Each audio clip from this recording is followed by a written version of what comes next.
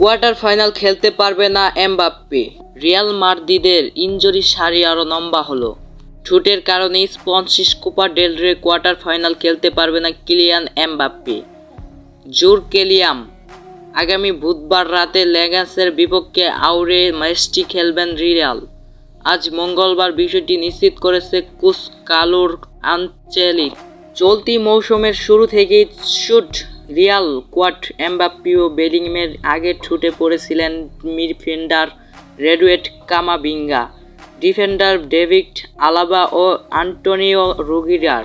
এছাড়া লম্বা সময় ধরে ইনজুরিতে ভুগছেন defender Eder Militao, Dani Carvajal.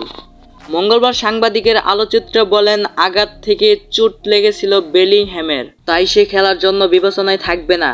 Vinicius জুনিয়রকে অতিরিক্ত একদিন বিশ্রাম দেওয়া হয়েছে, তবে সে আগামীকালের জন্য প্রস্তুত থাকবে।